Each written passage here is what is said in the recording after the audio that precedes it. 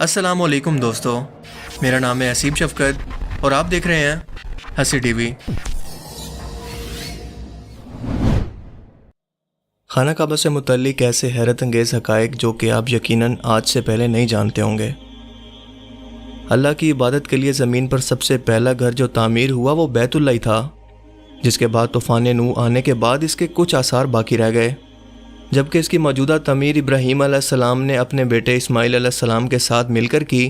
وقت کے ساتھ ساتھ اس کی جگہ کے اندر توسیع ہوتی رہی، لیکن کیا آپ جانتے ہیں کہ کعبہ کے پاس اس طرف موجود چھوٹا سا ایک قبرستان موجود ہے جو کہ ایک پل کے ساتھ ملتا ہے۔ کعبہ کی توسیع کے لیے چاہنے کے باوجود بھی انجینئرز اور کنسٹرکشن ورکرز اس جگہ سے مسجد الحرام کو نہیں جوڑ پائے، کیونکہ جتنی بار بھی کوشش کی گئی یا تو ان کی مشین نے کام کرنا چھوڑ دیا یا مٹی اس قابل نہ رہی کہ اس پر کوئی بھی کام شروع کیا جا سکے۔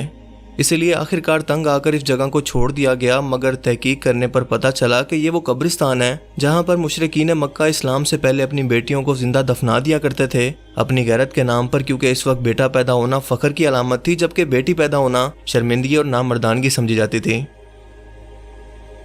بہت سے غیر مسلموں کو لگتا ہے کہ مسلمان اللہ کی نہیں بلکہ اس کعبہ کی عبادت کرتے ہیں، اسی کو سجدہ کرتے ہیں، یا پھر ہو سکتا ہے کہ اس کعبہ کے اندر کوئی بت یا مورتی موجود ہو جس کے آگے مسلمان سجدہ کرتے ہیں، کیونکہ اللہ کے گھر کا تو عام زبان کے اندر مطلب یہی نکلتا ہے،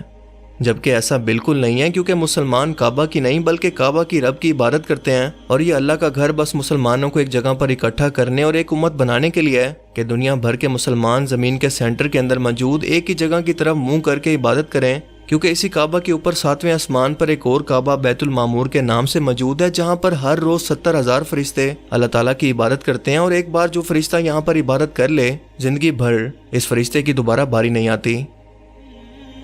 اگر کعبہ مسلمانوں کے لیے واقعی اللہ تعالیٰ کا اصلی گھر ہوتا جیسا کہ عام طور پر ہم سمجھتے ہیں، تو نبی کریم صلی اللہ علیہ وآلہ وسلم کے دور کے اندر ہی کعبہ کی چھت پر مسلمان چڑھ کر اذان دیا کرتے تھے۔ کیا کوئی اپنے رب کے گھر کی اس طرح سے بے حرمتی کر سکتا ہے کہ اس کی چھت پر کھڑے ہو کر اذان دے؟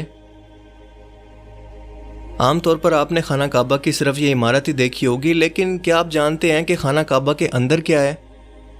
فتح مکہ سے پہلے تک مشرکین مکہ بھی کعبہ کی طرف منہ کر کے ہی عبادت کیا کرتے تھے، لیکن کیونکہ شرک کرتے تھے اس لیے کعبہ کے اندر بت بھی رکھے ہوئے تھے، جن میں سے کچھ تو آپ کی پیدائش پر منہ کے بل گر کر خود بخود ٹوٹ گئے اور باقی فتح مکہ کے موقع پر توڑ دیا گئے، جس کے بعد خانہ کعبہ کی عمارت کو نماز اور عبادت کے لیے استعمال کیا جاتا رہا۔ اب کیونکہ بے حد زیادہ تعداد کے اندر عام مسلمان کعبہ کا رخ کرتے ہیں، اسی لیے عام عوام کے لیے اسے بند کر دیا گیا، اور صرف شاہی خاندان کے لوگ یا پھر خاص شخصیات مثلا کسی ملک کے صدر یا وزیر اعظم کے لیے ہی کعبہ کو کھولا جاتا ہے، جہاں جا کر وہ عبادت بھی کر سکتے ہیں اور اندر سے کعبہ کی زیارت بھی۔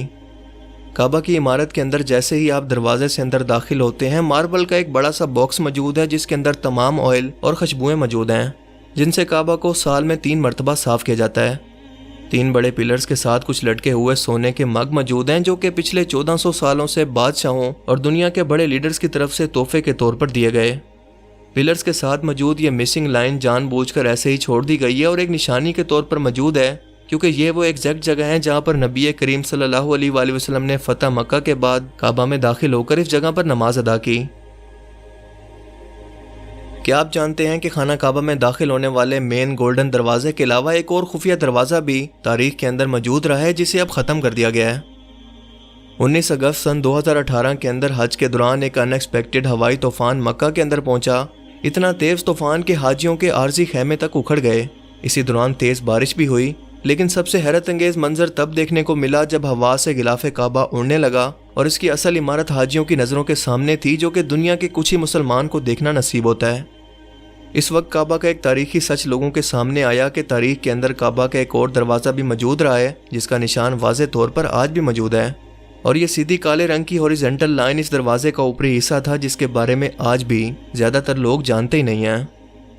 دراصل اس کی تاریخ کچھ یوں ہے کہ سن 64 ہجری کے اندر جب عبداللہ بن زبیر رضی اللہ تعالیٰ عنہ کو خلیفہ بنایا گیا تو انہوں نے حضرت عائشہ رضی اللہ تعالیٰ عنہ کی خواہش پر اس دروازے کو بنایا، کیونکہ ان کے مطابق انہوں نے خود رسول اللہ صلی اللہ علیہ وآلہ وسلم سے یہ سنا تھا کہ ان کی خواہش ہے کہ کعبہ کے اندر ایک دروازہ اور بھی موجود ہو تاکہ ایک طرف سے اندر داخل ہونے والے لوگ دوسرے دروازے سے باہر نکل سکیں، مگر آپ صلی اللہ علیہ وآلہ وسلم نے ایسا خود نہیں کیا، جس کی 2 بڑی وجوہات تھیں۔ ایک تو فنڈز کی کمی اور دوسرا ابھی اسلام قبول کرنے والے فتح مکہ کے کمزور عقیدہ کے مسلمان جو اس بات پر اعتراض کرتے کہ محمد صلی اللہ علیہ وآلہ وسلم نے اپنے جد امجد یعنی ابراہیم علیہ السلام کی بنائی ہوئی عمارت کا نقشہ خود سے بدل دیا، اور وہ بعد میں خود بھی ایسا ہی کرتے۔ سن 75 ہجری کے اندر جب بنو امیہ نے حجاج بن یوسف کی سربراہی میں مکہ پر حملہ کیا، اس دوران خانہ کعبہ کی عمارت کو بھی شدید نقصان پہنچا، مگر بعد میں اسے دوبارہ تعمیر کیا گیا، اور اسی تعمیر کے دوران اس دروازے کو بھی ختم کر دیا گیا، جو کہ اس کی موجودہ تعمیر کے اندر آج بھی نشان کے طور پر واضح طور پر ہم دیکھ سکتے ہیں۔ جبکہ کعبہ کے دونوں دروازوں کو اسلامی خزانے کے طور پر میوزیم کے اندر رکھ دیا گیا، جہاں وہ آج بھی موجود ہیں۔ کیا آپ جانتے ہیں کہ خانہ کعبہ کے دروازے کے پاس ایک چھوٹے سے حصے کا نام ہے ملتزم، جو کہ 2 میٹر کا ایریا ہے، جہاں پر کھڑے ہو کر اور ہاتھ لگا کر جو بھی دعا مانگی جائے وہ قبول ہوتی ہے، جیسا کہ صحیح حدیث مبارکہ سے ثابت ہے کہ عبداللہ بن عباس سے روایت ہے کہ رسول اللہ صلی اللہ علیہ وآلہ وسلم نے فرمایا کہ اللہ تعالیٰ نے حجر اسود اور کعبے کے دروازے کے درمیان موجود جگہ پر کھڑے ہو کر مانگی گئی ہر دعا کو ہر صورت قبول کرنے کا وعدہ کیا ہے۔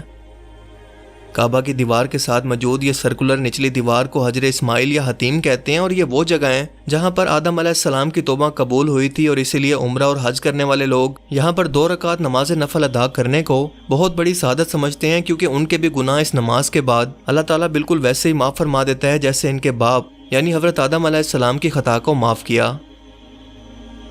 خانہ کعبہ کے 4 کونوں میں سے ایک کونے کا نام ہے رکن یمانی، اور اس کا یہ نام اس لیے رکھا گیا ہے کیونکہ یہ ڈائریکشن کے اندر یمن ملک کی طرف موجود ہے، جبکہ حجر اسود کے مخالف متوازی سمت میں۔ اس جگہ پر چھوٹا سا ایک کریک موجود ہے جہاں پر حضرت علی رضی اللہ تعالیٰ عنہ کی پیدائش ہوئی، اور یہ نشان 1400 سال گزرنے کے بعد آج بھی موجود ہے۔